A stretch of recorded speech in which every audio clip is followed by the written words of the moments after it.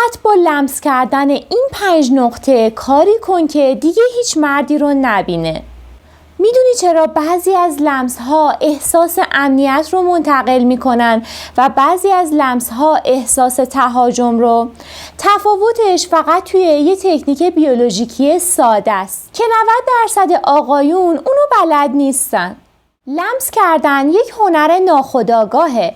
اگر بدونی که دستات باید کجا قرار بگیرن، ناخودآگاه اون خانم هم به تو اعتماد میکنه و گارد دفاعیش رو نسبت به تو پایین میاره. خیلی ها فکر میکنن باید زیاد لمس بکنن تا با اون طرف مقابلشون صمیمی بشن، اما قدرت واقعی در نحوه لمس کردنه، در چطور لمس کردنه. این 5 نقطه دقیقاً با نقطه احساسی مغز زن حرف میزنه. اولین نقطه پشت گردنه، چون این قسمت یکی از حساس‌ترین نقاط بدنه و وقتی کسی به تو اجازه میده که به این نقطه دست بزنی، یعنی اینکه خیلی بهت اعتماد داره. دلیل علمی هم داره. تحریک شدن این قسمت باعث افزایش آزاد شدن هورمون اکسیتوسین میشه. اکسیتوسین هورمون پیوند و عشق هستش و در فرد مقابل شما احساس مراقبت و امنیت ایجاد میکنه. نکته مهم اینجاست، فقط در لحظاتی که خیلی صمیمی هستی باید از این نقطه استفاده بکنی و با استفاده از اجازه غیر کلامی هم باشه. همین اول بهتون بگم که تفاوت‌های شخصیتی، تجربه‌های قبلی فردی، فرهنگی که اون فرد در اون بزرگ شده و همینطور مرزهای شخصی اون فرد باعث میشه که واکنش‌های متفاوتی به این نوع لمس‌ها داشته باشن. اول از همه باید بدونیم چرا بعضی از نواحی حساس دارن و بعد بریم سراغ این که اون نواحی رو یاد بگیریم. مغز ما آدم‌ها قبل از اینکه احساس بکنه که آیا این لمس برای من خوشاینده یا نه، به این فکر میکنه که آیا اون فردی که داره این لمس رو انجام میده یه فرد امنی برای من هستش یا داره به من فشار میاره، یا اینجوریه که مرزهای من رو میتونه بشناسه. پس اگر میخوای توی روابطت حرفه‌ای و جذاب دیده بشی، باید علم پشت این قضایا رو بدونی. نقطه دوم لمس کردن موهاشه. لمس کردن موی زنی که دوستش داری یکی از بهترین کارهاییه که میتونی براش انجام بدی. این کار حس نوازش میده، نه حس تسلط داشتن بر فرد مقابل. دلیل علمی هم داره. پوست سر مملو از پایانه‌های عصبیه و لمس آرام اینجا باعث میشه که هورمون‌هایی مثل کورتیزول کاهش پیدا بکنن. هورمون کورتیزول همون هورمونیه که باعث افزایش استرس در بدن ما میشه. اینجاست که زن در حضور تو آروم میشه.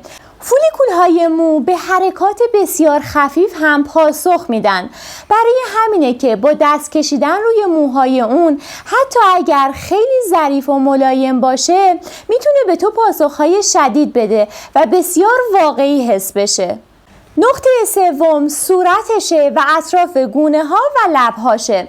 گیرنده های عصبی در صورت هم بسیار فعال هستن و قشر مغزی بزرگی توی مغز برای پردازش کردن حسای صورت اختصاص پیدا کرده. یک عصبی به اسم عصب سه‌قلو میاد و اطلاعات حسی رو از بخش عمده‌ای از صورت به مغز منتقل میکنه. به همین دلیله که تماس‌های ملایم در این بخش خیلی سریع حس میشه. یه پرانتز باز کنم، نقاطی که خیلی حساسه ممکنه برای همه افراد مناسب نباشه. اینجا کانال رازهای زندگی با اسما هستش و من اسما سلمانی هستم، روانشناس و مدرس سواد رابطه. یه نکته خیلی جالب بهتون بگم، گاهی اوقات مغز نمیپرسه که کجای بدن داره تماسی شکل میگیره، از خودش میپرسه که این تماس رو چه کسی داره شکل میده و آیا من با این لمس شدن احساس امنیت دارم؟ مغز از خودش میپرسه این تماس و این لمس در چه موقعیتی داره شکل میگیره و با چه نیتی داره جلو میره. آیا من هم توی این لمس مدیریتی دارم؟ برای همینه که خیلی مهمه که اول بتونی اعتماد اون خانم رو جلب بکنی. برای همینه اینه که یه لمس آروم از طرف کسی که بهش اعتماد دارن میتونه احساس رضایت برای خانم ها داشته باشه. اما همون لمس اگر در موقعیت نامناسب و در زمان نامناسب شکل بگیره میتونه ناخوشایند باشه و حتی حس تهدید بهشون بده. چهارمین نقطه هم گوشه، به خصوص لاله ها و اطراف اون. پوست این نقطه هم خیلی نازکه و پایانه های عصبی زیادی داره و اعصاب مختلفی مثل اعصاب حسی و عصب واک در حس کردن اون نقش دارن. برای همینه که تماس، دما و حرکت رو خیلی خوب میتونن تشخیص بدن، چون که اعصاب گردنی هم در این اعصاب شکل دارن. مورد پنجم استخوان تقوه و بالای قفسه سینه هستش. وقتی که بافت چربی و عضله هم کمتر باشه، حتی لرزش‌های خفیف و تماس‌های خفیف هم بیشتر به چشم سیستم عصبی میاد. پس این نقطه حتی بیشتر از پشت کمر و بازوها میتونه تحریکات برجسته‌ای برای اون خانم داشته باشه و از اونا هم بیشتر احساس لذت کنه. گودی کمر هم یه لمس هدایت شده هستش و با لمس این نقطه میتونی حس محافظت و رهبری رو به اون خانم منتقل کنی. مثل وقتایی که میخوای از شلوغی عبورش بدی و این کار اضطراب و نگرانیش رو پایین میاره.